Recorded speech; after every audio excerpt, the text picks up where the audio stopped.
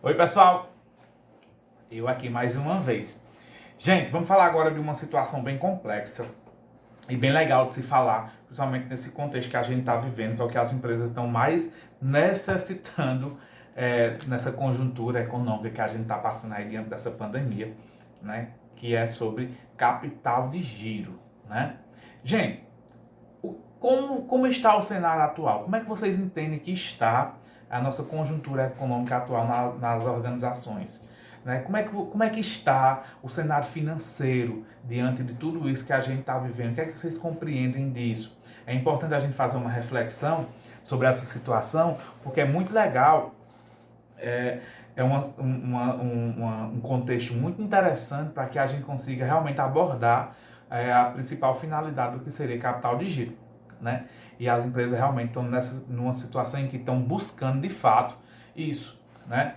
Então, como está o cenário atual? Então, eu linkei aqui, né? Eu listei algumas coisas que a gente pode utilizar, por exemplo, custo financeiro alto, para se manter, porque as empresas estão fechadas, as lojas estão fechadas, as organizações fechadas, e aí continua assim as despesas vindo, concorrência e competitividade dificultando o giro do nosso estoque diante de tudo isso, o consumidor exigindo maiores prazos de pagamento por conta de toda essa situação, enfim, em inúmeras e inúmeras coisas a gente pode listar aqui, a gente pode passar a tarde todinha aqui falando sobre essa situação, porque é uma conjuntura que a gente está vivendo muito delicada e que as empresas precisam passar por isso, né? E vai precisar muito dessa informação sobre o que seria giro, né? Sobre o que seria o dinheiro que vai girar e como e onde elas podem ir buscar isso, né? Eu coloquei também alguns questionamentos bem legais aqui para a gente fazer. Por exemplo, por que as empresas quebram? Né? Já se fizeram essa pergunta? Por que é que as empresas quebram? Por que as empresas fecham as portas? E aí tem inúmeras coisas que a gente pode listar também. Ah, já é por isso. Ah, é por aquilo. Mas eu acho que tem um indicador bem interessante que a gente vai estudar vai estudar ele na próxima aula, que é bem legal, que a gente pode trabalhar e entender por que é que isso acontece. Sabe por que é que as empresas quebram? A maioria quebram por terem problemas de liquidez. Aí você sabe o que é liquidez? Liquidez nada mais é do que transformar um ativo em dinheiro vivo. Então a maioria das empresas elas quebram, elas fecham as portas por conta disso, por problemas de liquidez, né? E quais as prováveis causas dessa falta de liquidez da empresa? Em diversos fatores, né? Pode estar no estoque, no prazo, no recebimento, em diversos fatores do nosso balanço patrimonial, a gente pode encontrar causas da falta do problema de liquidez empresarial. E aí a gente consegue trabalhar essas empresas, né, esses questionamentos, esses fatores, para que a gente consiga entender ou amenizar essa situação que as empresas estão passando. Beleza? Então, o que é capital de giro, Gerson?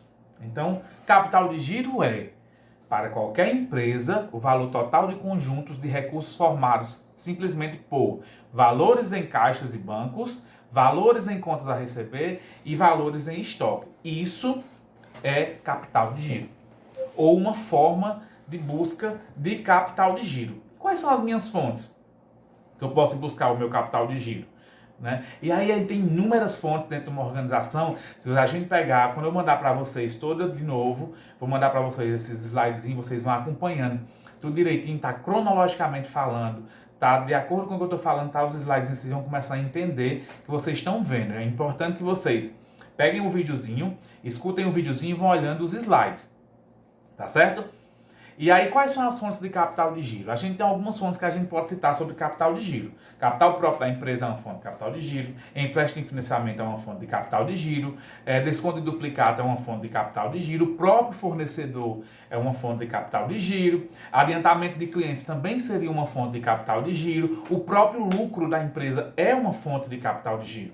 Então, tudo isso aí pode a empresa se reinventar e começar a desenvolver melhor o que seria a busca desse valor que nesse momento, mais ainda, elas estão mais tendo essa necessidade de ter, né? Que é o nosso capital de giro. Então, capital de giro em sentido restrito, né?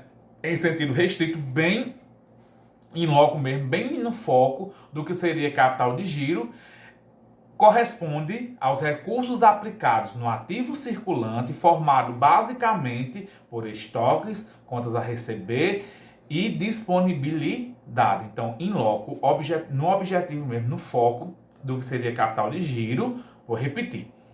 Capital de giro corresponde aos recursos aplicados no ativo circulante, formado basicamente nas contas do ativo circulante, basicamente por estoque, contas a receber e disponibilidade. Aí a conta de disponibilidade a gente sabe que o caixa está dentro dessa conta de disponibilidade no nosso ativo circulante. Tranquilo? E aí a gente começa a falar um pouquinho sobre capital de giro líquido, ou CCL, capital de giro líquido, né? O que é que significa isso? Capital circulante líquido. Capital circulante líquido, CCL, capital circulante líquido.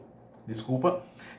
O que é que significa isso? O CCL, o capital circulante líquido, nada mais é do que o nosso ativo circulante menos o nosso passivo circulante. Isso é o nosso CCL, capital circulante líquido, vai nos dar um giro, né? Capital de giro líquido, ou CCL. Em geral, definido como a diferença entre os ativos circulantes e o nosso passivo circulante. A diferença de um menos o outro, né? O ativo circulante menos o meu passivo circulante vai me dar o meu capital de giro líquido circulante, ou CCL, capital circulante líquido, né? E isso ocasiona na busca da nossa rentabilidade e risco, né?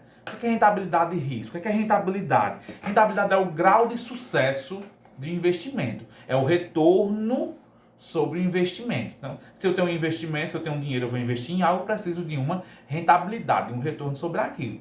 E risco, obviamente, vai ocasionar em todo investimento. A gente já estudou isso na sala, que todo investimento ocasiona um risco. Mas aí a gente entendendo melhor, entendendo melhor como é que funciona, a gente consegue diminuir o risco. Então, há uma relação entre rentabilidade e risco. Quanto mais capital de giro líquido, maior sua liquidez e, portanto, menor o seu risco.